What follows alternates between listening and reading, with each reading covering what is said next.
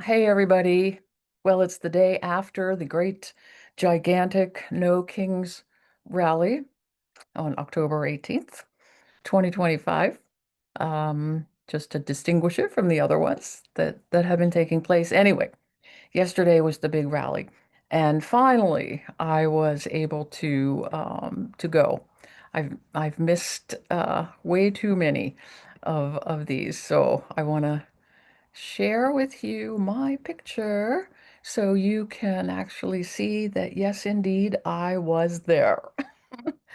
Um, and the sign that I'm carrying, Compassion, Not Cruelty, is actually a design that comes from the No Kings rally in Buffalo, New York, because my good friend Ruth Snyder and I had been talking about, this whole issue of how do we, as Christians, um,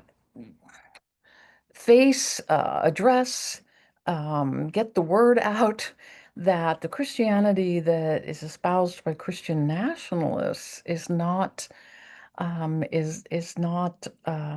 reflective of the Christianity of Jesus that we know or have known.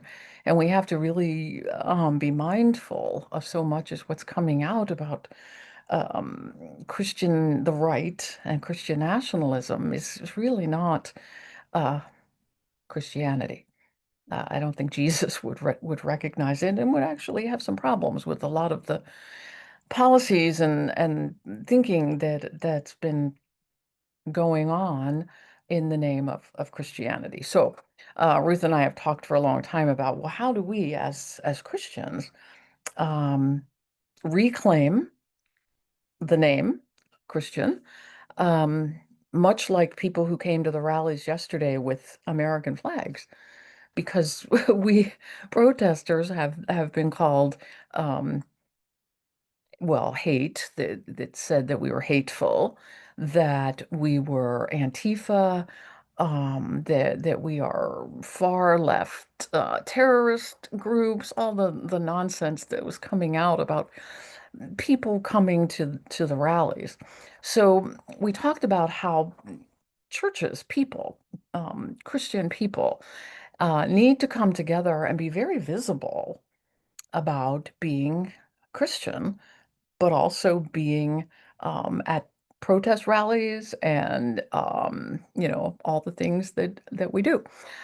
So they designed this wonderful logo, and the whole theme that they decided on in Buffalo was compassion, not cruelty, which really says it all, really.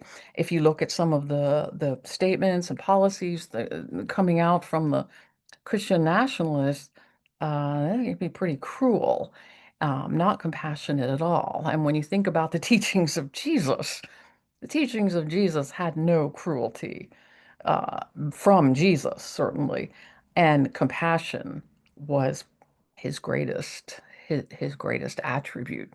So they included the cross in a heart, which identified, didn't put any words up there about Christian or church or join our church or anything like that, but just to let people know that, hey, we're here and we're becoming more vocal. And it was great because here in Berkeley is where we are, and we went to the rally that was up on campus, University of Berkeley, which was pretty cool because that we were very close to the Free Speech Cafe, the birthplace of the free speech movement. So pretty appropriate to be there. But so Barbara and I both wore our collars so we could be identified as, church people, church leaders, and we had our wonderful sign that we stole, I mean borrowed, I mean asked permission from Buffalo, who said, "Yes, please distribute it as far as you can. We want people to join in the movement." So interesting to me how many people, and this is Berkeley, everybody thinks of Berkeley as being, pretty uh, to say it kindly, secular. And yet people coming up and saying, "Oh, wow, what denomination are you? Oh, that's really great.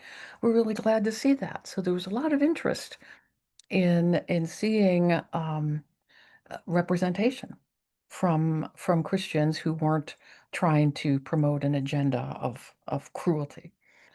So that's what we did yesterday at our part in the rally. Very happy to have done that. I could probably can take my picture off of there now. So now what? Of course, we go on and continue to find ways for us, if you, whether you're Christian or not, or you call yourself a follower of Jesus, however you identify yourself. Some people don't even like the word Christian anymore because the fear is that there are people who are going to think that, well, you're that kind of Christian. So wherever you fall, or whether you don't believe it or not, we ran into somebody yesterday who was talking about, he was just very interested and wanted to know who we were and what denomination, but and right away said, he's an atheist, and yet I often find out that atheists are the most interested in what progressive Christians are doing. So it was a great conversation. You meet great people at protest marches. So anyway, we all have to do our part. Every single person needs to be involved, whether it's a small way, a big way, showing up at a march with a sign, or in your banana costume. However, the costumes are great. But however you do that, or writing a letter, or signing a petition, or just thinking about things as you're watching the news. Is it true? Is what I'm hearing true? Who's saying it? Why are they saying it? This whole media campaign about protesters being hateful and unpatriotic and terrorists, all of that rhetoric coming out, it's just horrendous. I just want to assure you I'm not a terrorist. Um, I try not to be hateful, and I hope that you will continue to discern the difference between a Christianity that does not reflect Jesus and the Christianity that does. Be informed. Be informed and enjoy the aftermath. If you went to a protest, rest. I'm kind of tired today, so rest and get ready for the next one, because we have to keep going. We have to keep saying who we are and what we stand for. And this isn't about proselytizing or trying to convert people or anything like that. It's just claiming our identity as followers of Jesus. Jesus, the compassionate. When you hear something that claims to be Christian and it's not compassionate, if it's cruel, you need to think about that. Check it out. Okay. Um, blessings, blessings to you, and carry on. Amen. Bye.